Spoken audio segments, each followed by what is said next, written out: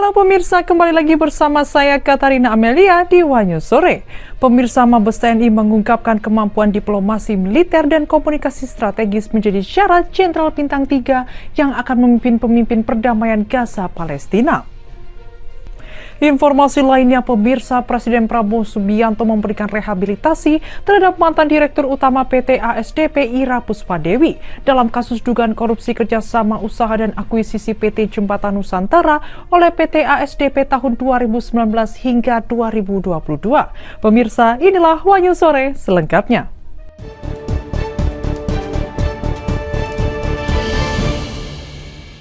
Presiden Prabowo Subianto memberikan rehabilitasi terhadap 3 terdakwa dalam kasus dugaan korupsi kerjasama usaha dan akuisisi PT Jembatan Nusantara oleh PT ASDP tahun 2019 hingga 2022.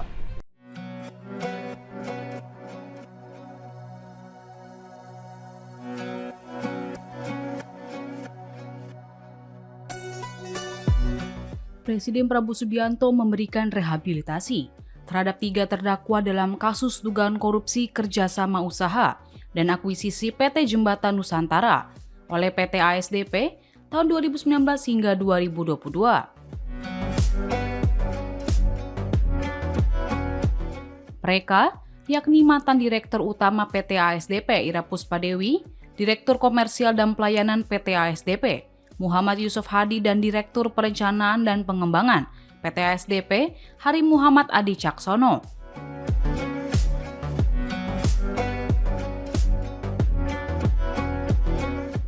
Wakil Ketua DPR RI Sufmi Dasko Ahmad menjelaskan alasan Prabowo memberikan rehabilitasi kepada 3 terdakwa yang divonis bersalah dalam kasus dugaan korupsi ASDP tersebut. Dasko mengatakan DPR telah menerima berbagai aspirasi dari kelompok masyarakat terkait kasus hukum yang menjerat Ira dan 2 mantan Direktur ASDP tersebut.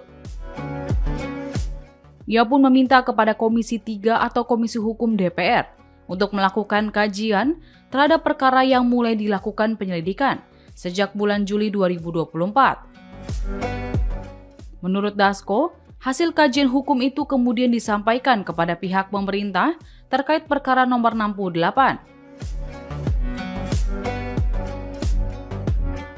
Atas nama Ira Puspadewi, Muhammad Yusuf Hadi, dan Hari Muhammad Adi Caksono.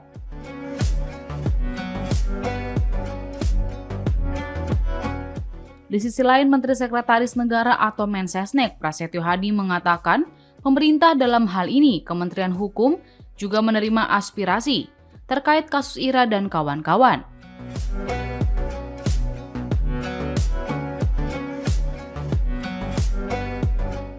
Prasetyo menyebut setelah DPR mengirim surat terkait saran pemberian rehabilitasi kepada Ira dan kawan-kawan, lalu Menteri Hukum Supratman Andi Aktas melakukan kajian.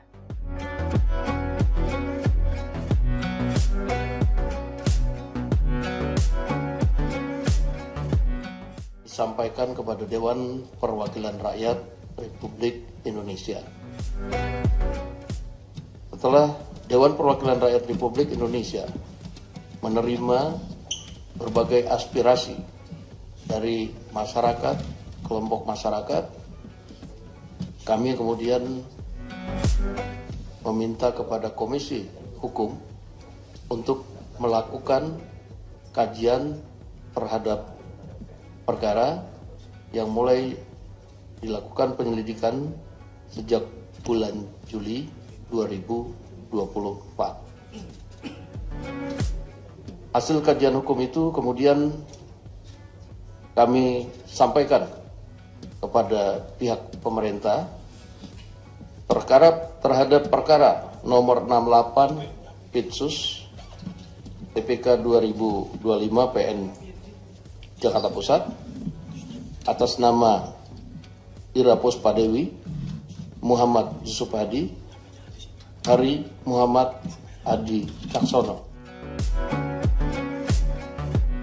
Sebelumnya, Majelis Hakim Pengadilan Tipikor Jakarta menghukum Ira Puspadewi dengan pidana 4 tahun dan 6 bulan penjara serta denda sejumlah Rp500 juta subsidiar 3 bulan kurungan.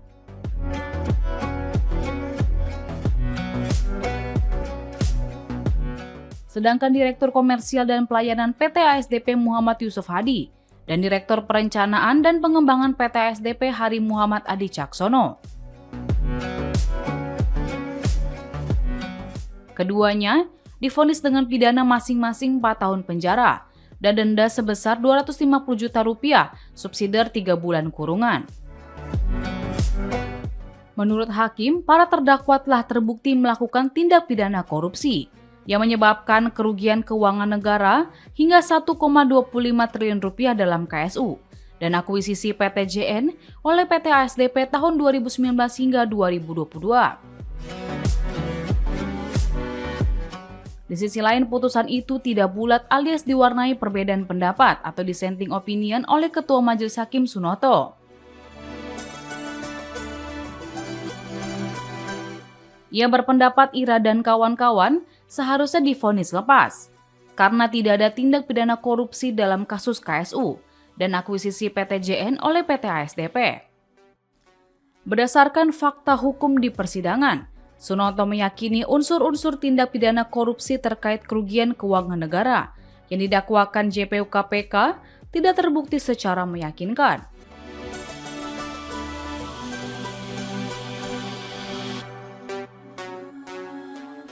Sunoto mengatakan tindakan Ira dan kawan-kawan merupakan keputusan bisnis yang dilindungi oleh Business Judgment Rule.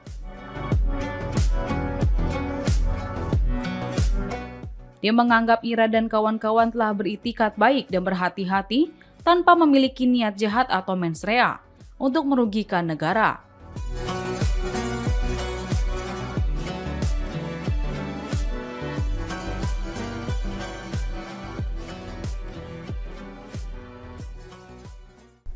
Komisi 2 DPR RI mengusulkan para wakil menteri turut menemani Wakil Presiden Gibran Rakabuming Raka untuk berkantor di Ibu Kota Nusantara Kalimantan Timur pada 2026.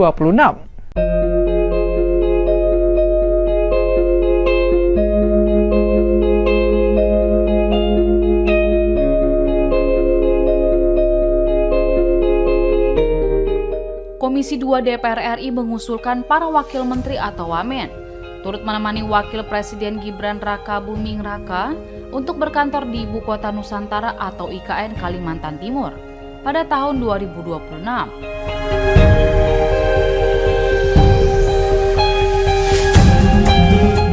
Ketua Komisi 2 DPR Muhammad Rifkini Nazi Karsayuda menyebut dirinya sudah mendengarkan rencana Gibran berkantor di IKN.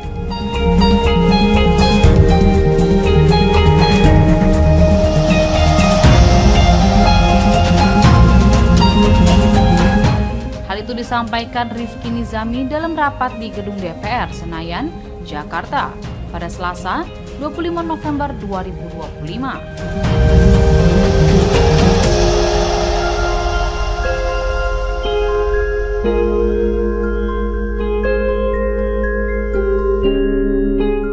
Ia menegaskan pemindahan aparatur sipil negara atau ASN tidak boleh sebatas pemindahan pegawai, tetapi juga fungsi pemerintahan.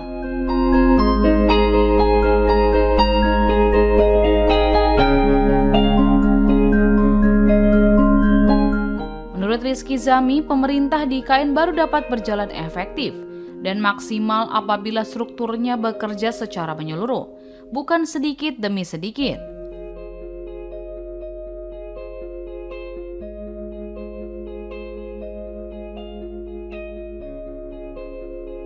Dia lalu mencontohkan lebah itu baru bisa ikut kalau kepala lebah yang duluan pindah.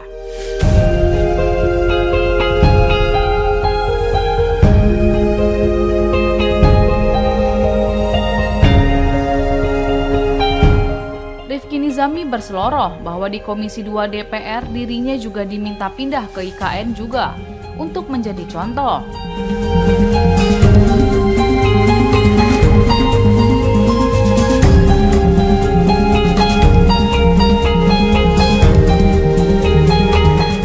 Dalam rapat yang sama, anggota Komisi 2 DPR Ujang Bey mengusulkan Wakil Presiden Gibran berkantor di IKN lebih awal.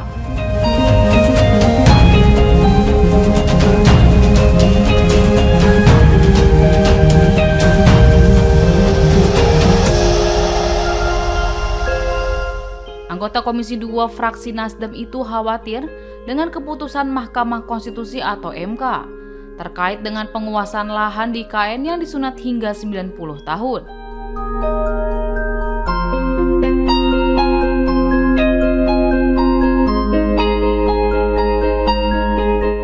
Jangan sampai, kata Ujang, keputusan tersebut menggerus kepercayaan investor untuk berinvestasi di IKN.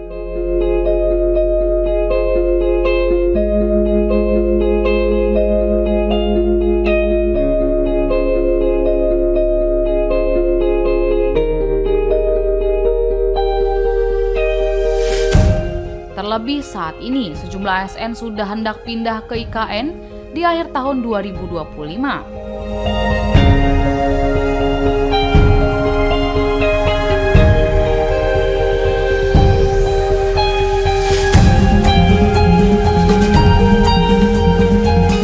Maka Ujang Bey menilai harus ada dobrakan dari pemerintah pusat untuk meningkatkan kepercayaan publik terhadap IKN.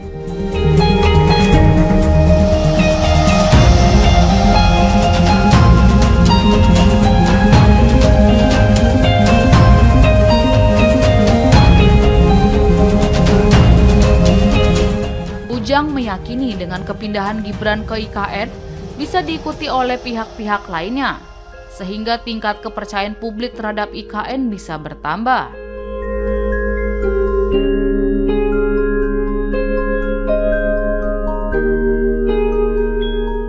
Sementara itu, pemerintah akan memindahkan 4.100 aparatur sipil negara di akhir tahun 2025 itu.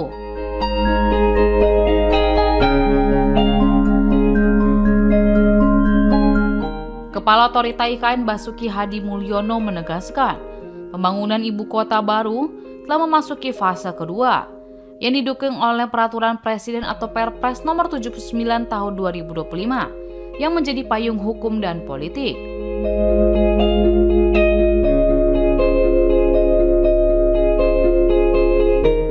Dengan target menjadi ibu kota politik pada tahun 2028, IKN kini bergerak dalam kecepatan tinggi. Tak hanya pada infrastruktur fisik, tetapi juga regulasi dan ekosistem sosial.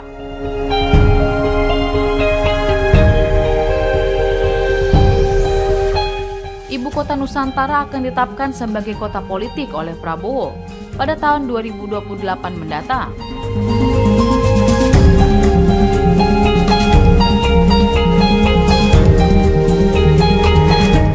Sehingga pada akhir tahun 2025, pemerintah melalui Kementerian Pendayagunaan Aparatur Negara dan Reformasi Birokrasi akan mulai memindahkan ASN ke IKN.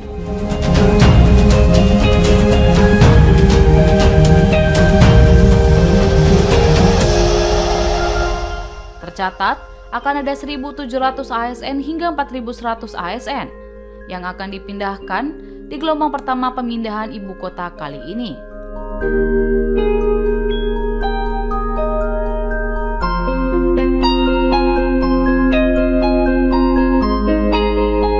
Itu mungkin bisa saja. Itu perlu diantisipasi juga, apalagi kita juga di zaman media sosial yang begitu cepat sekarang itu, informasi itu antara berita putusan MK dengan berita-berita bahwa IKN itu akan mangkrak dan disebut akan menjadi kota hantu. Nah, itu kan setidaknya butuh effort juga dari Pak Bas dan jajaran untuk meyakinkan publik bahwa IKN itu benar-benar akan terwujud. Dan kalau kita pakai teori lebah, Pak Bas, ketika kita ingin mendapatkan hasil madu yang bagus atau lebah, biasanya yang kita ambil itu adalah induk. Induknya dipindah, nanti di situ akan mengikuti lebah. Betul kan? Itu inspirasinya seperti itu. IKN juga tidak kita bisa analogikan seperti itu. Bahkan kemarin secara langsung juga dari Nasdem pernah memunculkan wacana didahului dulu dengan Wapres yang berkantor di sana. Mungkin filosofi lebah itu penting karena keyakinan publik itu akan muncul ketika ada yang menempati. Tadi juga disampaikan oleh Ketua ada berapa ASN, berapa juta di situ, dan berapa juta yang akan diproyeksikan yang ditempatin yang di IKN. Jangan sampai IKN itu sebagai tempat kunjungan kerja anggota DPR yang ke sana untuk memantau aja, baik itu dari komisi dari 1 sampai komisi itu cuma hanya memberikan. Tapi yang paling penting itu ya tadi filosofi lebah itu. Dan seberapa bagus pun itu kantor, ketika belum ada proyeksi penempatan, pasti orang kan berpikirnya itu mangkrak. Tapi saya juga sebagai anggota Komisi 2 Mitra Strategis Babas selalu menyampaikan ke publik, keseriusan itu pasti kita akan terlihat apa? Setiap tahun negara selalu menggelontorkan anggaran untuk IKN. Makanya ketika negara menggelontorkan IKN untuk tahun 2006 aja udah 6 triliun, artinya keseriusan dari pemerintah atau negara terhadap keberlangsungan IKN itu tetap ada. Tetapi kan publik itu butuh kepastian kapan itu. Polda Jawa Tengah mencopot AKBP Basuki dari jabatannya sebagai Kepala Subdirektorat Pengendalian Massa Direktorat Samapta. Pencopotan tersebut merupakan imbas dari kasus meninggalnya dosen Universitas 17 Agustus Semarang, Dwinanda Lincia Levi.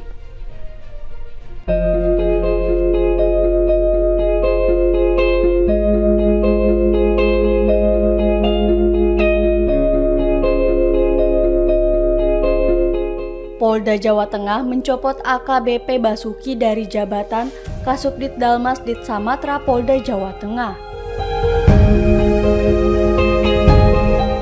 Kasubdit Humas Polda Jawa Tengah, Kombes Pol Artanto mengatakan AKBP Basuki dicopot sejak 21 November 2025 lalu.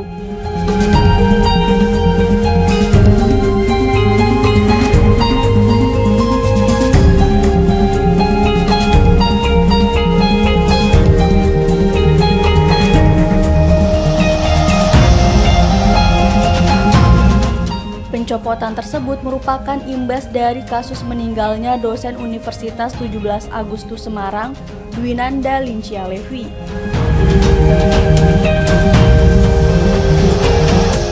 Kombes Pol Artanto menyebut, pencopotan AKBP Basuki merupakan tindak lanjut dari temuan dugaan pelanggaran berat kode etik.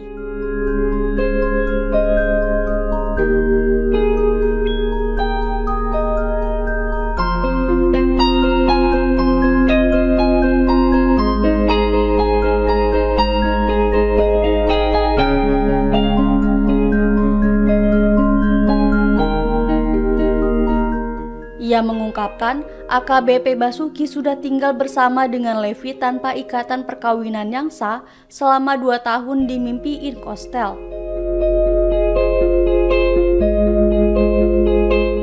Namun ia juga kerap pulang ke rumahnya yang berada di Kecamatan Tembalang.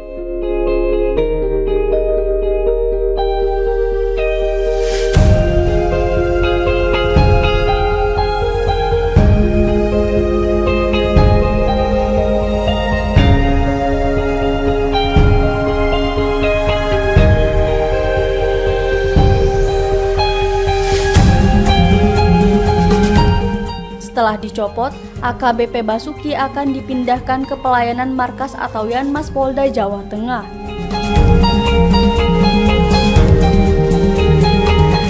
Sebagai informasi, Levi ditemukan tak bernyawa tanpa busana di sebuah kamar kostel.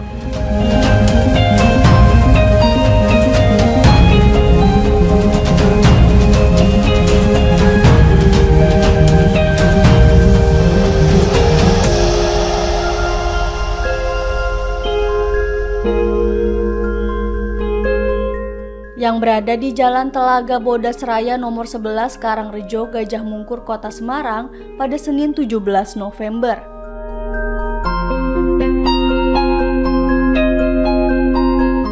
Levi meninggal saat sedang bersama AKBP Basuki.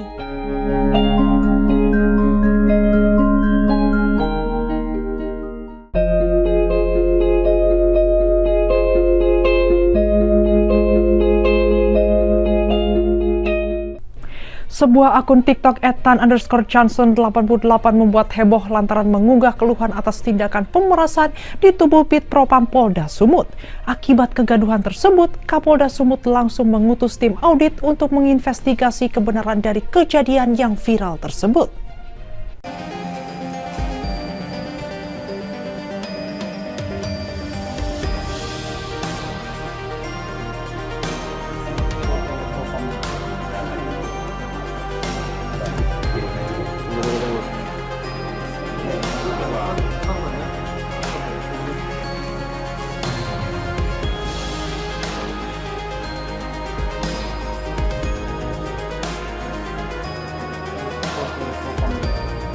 Sebuah akun TikTok @tanjohnson88 membuat heboh lantaran mengunggah keluhan atas tindakan pemerasan di tubuh Bid Propam Polda Sumatera Utara. Unggahan tersebut diduga diposting oleh personel Polda Sumatera Utara yang tidak tahan dengan kondisi perlakuan bidang Propam Polda Sumatera Utara. Dalam akun tersebut, ada belasan postingan yang menulis tentang bagaimana operandi culas yang dilakukan oleh Oknum Kasubdit Paminal, Kompol AC, hingga Kabid Propam Kombes Pol JM. Akibat kegaduhan itu, Kapolda Sumatera Utara mengutus tim audit untuk menginvestigasi kebenaran dan aduan yang viral tersebut. Hal itu merupakan bagian daripada transparansi dan akuntabilitas publik dalam melaksanakan audit kerja dalam menyikapi berita yang viral tersebut. Tim yang diketuai oleh Irwasda Polda Sumatera Utara sedikitnya telah memeriksa beberapa orang saksi yang disebut dalam postingan tersebut. Atas perintah Pak Kapolda dan petunjuk dari Bapak Kapolda sebagai respon cepat atas berita viral di akun Tan Johnson ini yang menyampaikan terhadap dugaan adanya penyalahgunaan wewenang yang dilakukan oleh Propam Polda Sumatera Utara. Menyikapi hal tersebut, kami diperintahkan oleh Bapak Kapolda untuk membuat tim audit dengan tujuan tertentu. Dengan objeknya adalah Propam untuk mengklarifikasi dan memverifikasi dari berita yang terdapat dalam ada sudah diperiksa, beberapa yang sudah kami periksa terhadap materi yang ada di dalam akun tersebut. Siapa saja? Ya nanti akan kami sampaikan hasil daripada keseluruhan, hasil daripada audit dengan tujuan tertentu yang kami lakukan ini. Propam sama Kasubditnya diperiksa juga Pak? Pasti nanti akan kami lakukan kualifikasi kepada yang bersangkutan. Selain itu, pihaknya juga akan memeriksa langsung Kabid Propam Polda Sumatera Utara beserta Kasubdit Paminal yang namanya disebut terang-terangan di unggahan tersebut. Irwasda Polda Sumatera Utara mengatakan nantinya pihaknya akan menyampaikan hasil dari pemeriksaan.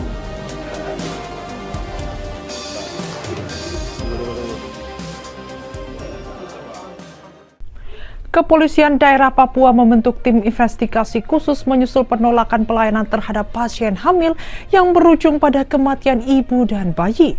Salah satu rumah sakit yang disorot adalah Rumah Sakit Bayangkara Jayapura yang berada di bawah naungan Polda Papua.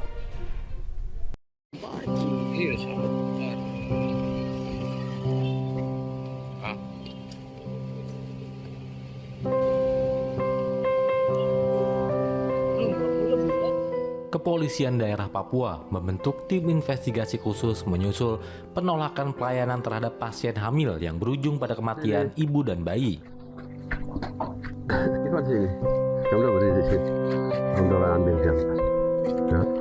Salah satu rumah sakit yang disorot adalah Rumah Sakit Bayangkara Jayapura yang berada di bawah naungan Polda Papua.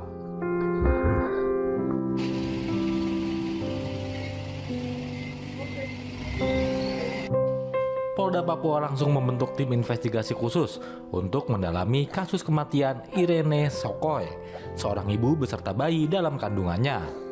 Wakil rakyat tolong tangani hal ini supaya kita di Papua ini jadi perhatian. setelah diduga ditolak oleh 4 rumah sakit di Jayapura.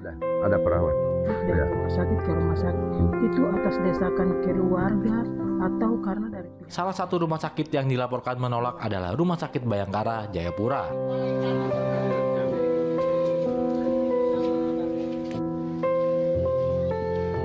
Tim investigasi ini dibentuk atas perintah Kapolda Papua dan langsung dipimpin oleh Inspektur Pengawas Daerah Polda Papua, Kombes Pol Jeremias Rontini.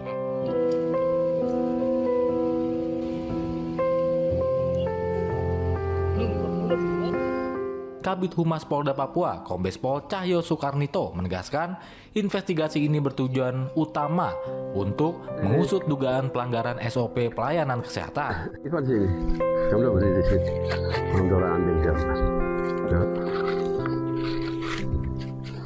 Ya. Agar kasus serupa tidak terulang di masa mendatang. Dibentuk tim investigasi untuk melakukan pendalaman sehubungan dengan peristiwa yang terjadi di Rumah Sakit Bayangkara. Tim dipimpin oleh Bapak Irwasda Polda Papua bersama satker yang lain untuk mendalami, mengecek apakah kegiatan pelayanan yang dilaksanakan saat itu sudah sesuai dengan mekanisme dan SOP yang telah ditentukan. Tentunya tim ini akan bekerja dan memberikan masukan berkaitan dengan perbaikan pelayanan ke depan di Rumah Sakit Bayangkara Jayapura. Sebelumnya, almarhumah Irene Sokoy dan bayi yang dikandungnya meninggal dunia pada Senin 17 November 2025 sekitar pukul 05.00 waktu Indonesia bagian timur.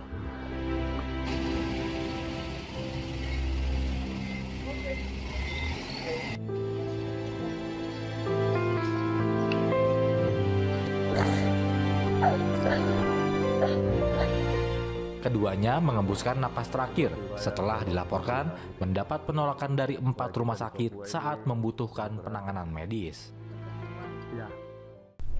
Markas Besar Tentara Nasional Indonesia mengungkap kriteria Jenderal Bintang 3 yang akan memimpin pasukan perdamaian Gaza Palestina, di mana salah satunya memiliki pengalaman operasi gabungan TNI.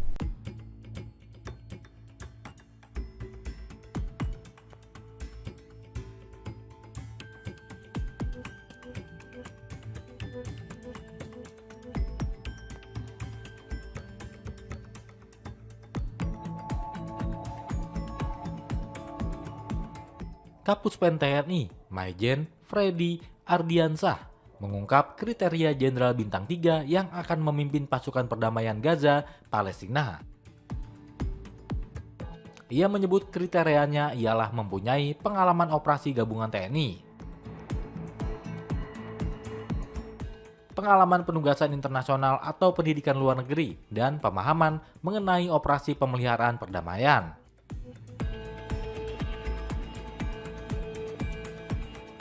Mabes TNI juga mensyaratkan kemampuan diplomasi militer dan komunikasi strategis untuk jenderal yang akan memimpin pasukan perdamaian.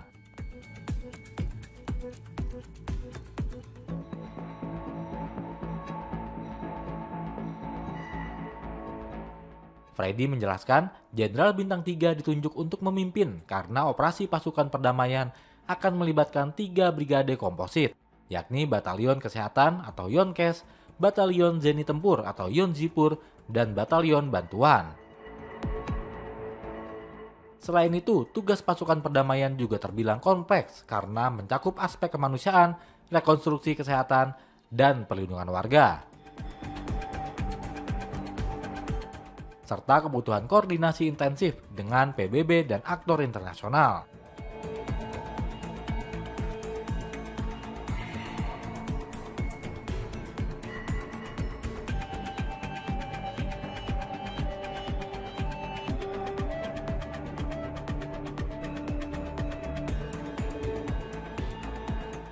Menurut rencana, Jenderal Bintang 3 ini akan berkedudukan sebagai Force Commander, yang memimpin seluruh unsur kontingen Indonesia dalam misi kemanusiaan dan penjaga perdamaian.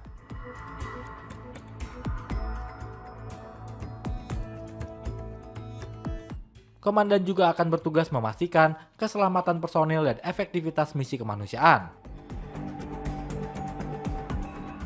serta menjaga netralitas dan mematuhi mandat Perserikatan Bangsa-Bangsa atau PBB.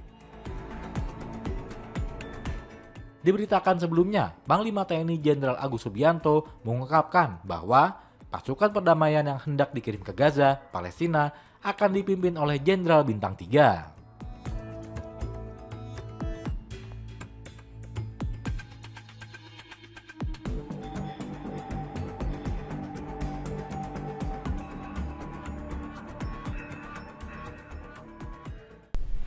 Mahkamah Agung menolak kasasi Mario Dandi Satrio dalam perkara pencabulan sehingga ia wajib menjalani total 18 tahun penjara dari 2 kasus yang menjeratnya, yakni 12 tahun untuk penganiayaan David Ozora dan 6 tahun untuk pencabulan terhadap AG.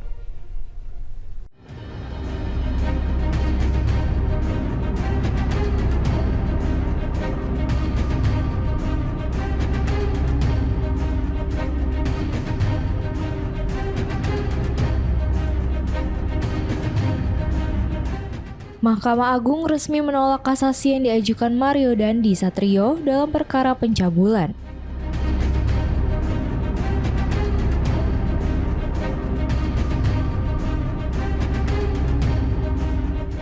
Putusan ini membuat Mario Dandi harus menjalani total 18 tahun penjara dari 2 kasus berbeda, yakni penganiayaan terhadap Cristiano David Ozora dan pencabulan terhadap AG yang saat kejadian masih di bawah umur.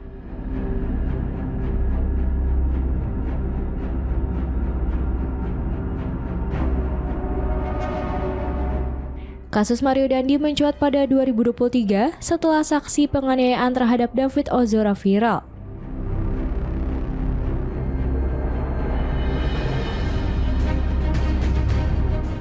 Statusnya sebagai anak mantan pejabat Ditjen Pajak Rafael Alun Trisambodo turut menarik perhatian publik, terutama terkait harta kekayaan Rafael yang janggal.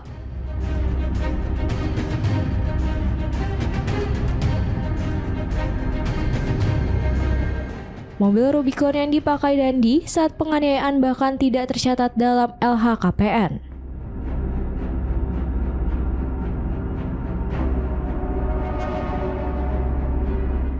Polemik itu mendorong KPK turun tangan hingga akhirnya Rafael divonis 14 tahun penjara dalam perkara gratifikasi.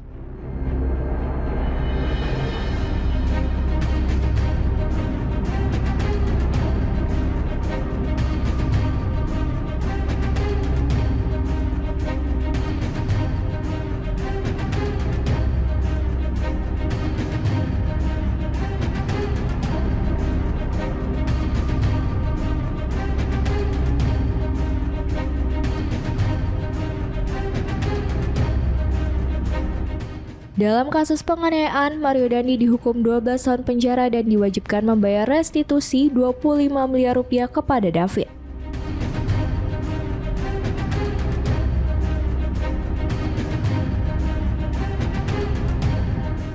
Mobil Rubicon miliknya juga dirampas negara, dilelang dan hasilnya sekitar 706 juta rupiah diserahkan kepada korban.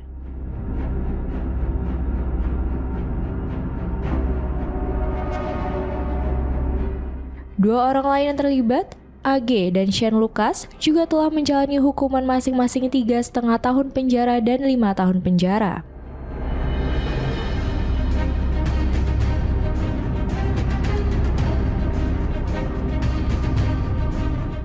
Sementara itu, laporan AG membuka perkara baru terkait dugaan pencabulan yang dilakukan Mario Dandi.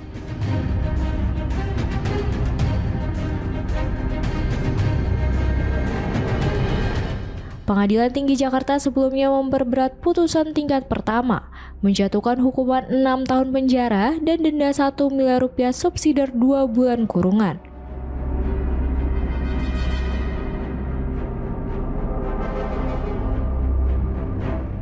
Kasasi yang diajukan Dandi ke MA kini kandas karena Majelis Hakim MA menolak seluruh argumen kasasi sehingga putusan tingkat banding otomatis berkekuatan hukum tetap.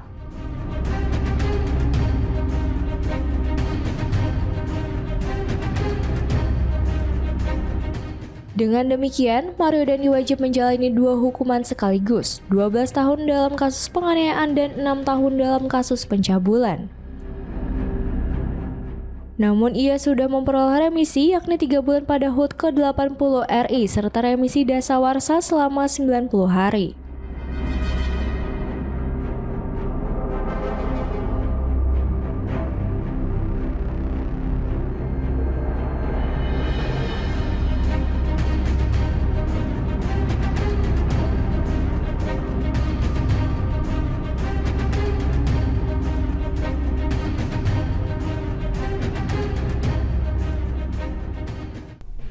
Demikian informasi yang dapat kami sampaikan pemirsa. Terima kasih telah bergabung bersama kami. Saya Katarina Amelia dan seluruh tim yang bertugas mengucapkan sampai jumpa di One News sore berikutnya. Setiap hari pukul 6:30 malam hanya di kanal YouTube TV One News.com.